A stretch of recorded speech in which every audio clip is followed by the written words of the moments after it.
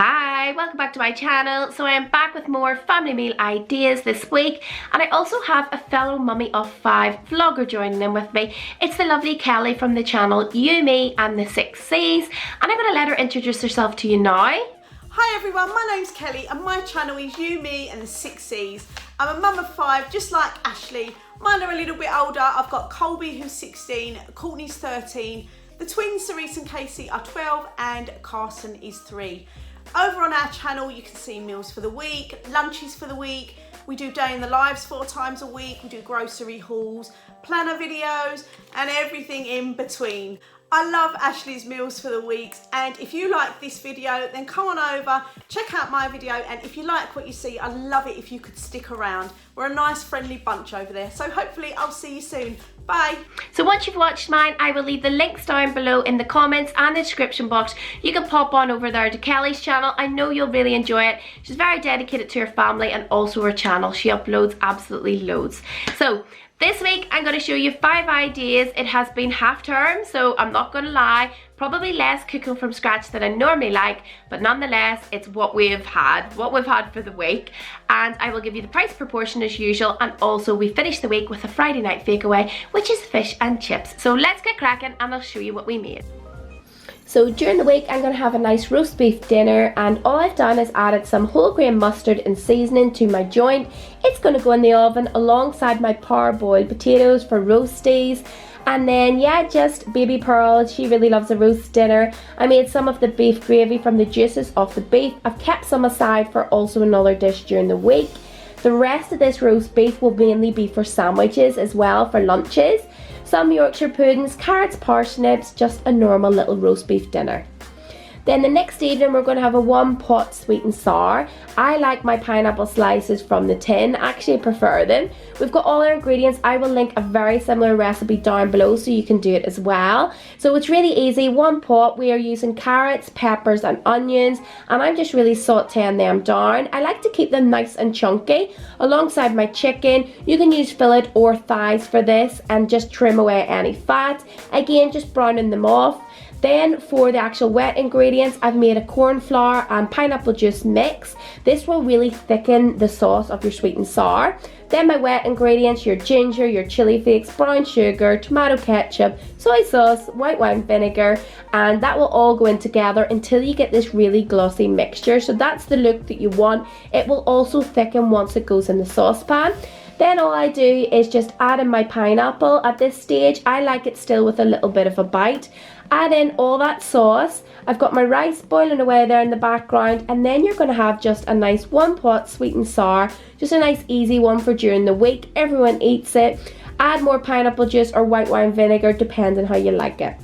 Next night we're eating completely separately. So the kids, they are having some ragu from the freezer that I pre-done. We're using up some spooky pasta that we had from Halloween, and just really easy, so I'm not technically making 2 dinners. Dylan is having leftovers, the sweet and sour with rice. He just loves that from last night.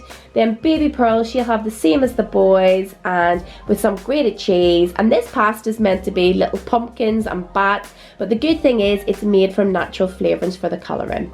So then that evening, myself and Alistair, we're going to have kebabs. I'm using this peri peri wing mix, and it's just a really good convenient one if you don't want to make your own powder. I'm going to use chicken, we've got some peppers, red onion, mushrooms, a little bit of garnish, and I'm using the share bread instead of some naan. And basically very easy. I'm just mixing my chicken with all the dry powder, and then I just like to keep them a similar size to all the veg. That way it's going to cook really well throughout. And for me, I like a charred kind of kebab, so I just pop it on the saucepan with a little bit of oil for 2 to 3 minutes, making sure to catch all the edges of the chicken.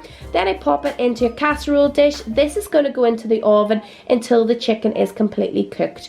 So we're serving it on that share bread, and I've got a little bit of shop bought kebab sauce that we get in a specialist store, but you can also use a little mayo.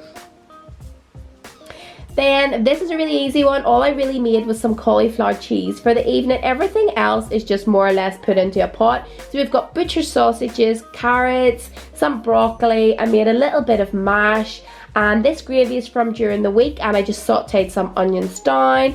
These little herby potatoes, I do those in batches and freeze them, so I pulled some out. So yeah, just a sausage and mash, an easy wee dinner for during the week. Then for a Friday night takeaway, I'm going to make some homemade battered fish and chips. So for my batter mix, I will leave it down below. This is one that I tweak depending on what I'm doing, and it's just a really nice crispy mix. All your flours, baking powder, corn flour, eggs, some wet mix, oil, water, or you can substitute it for lemon or beer. And you want a nice gloopy kind of texture to it. That way it will coat your fish or whatever you happen to be battering. We're using basa fillets. These are a great alternative, definitely cheaper than cod or haddock. And you get 6 of these large fillets for only £3 in Tesco's. And basically I'm going to get these deep fried. With my chips, to get the best golden flavour, I pre-done them in the morning time for the first cook, let them cool, and now I'll cook them again. And yeah, just our normal kind of fish and chips. It is an absolute fraction off the cost, probably under £1 per head. I also made some little mushrooms in the batter, but just adding some garlic powder as well. Baby Pearl will just have plain basa fillet. We use these little baskets. I got them in Home Bargains and also Poundland, and they just are a really good way of also portioning out the chips. Our kids don't like mushy peas, so normal peas, a little bit of a garnish. It will probably remain on the plate for the youngest boys, to be honest. But yeah, just nice fish and chips, nice and convenient, easy to do. Hopefully you enjoyed the video, guys. Do make sure to check out Kelly's down below. And of course, if you're new, I'd love it if you hit subscribe and the little notification bell if you'd like to see more videos like these. Thank you for watching.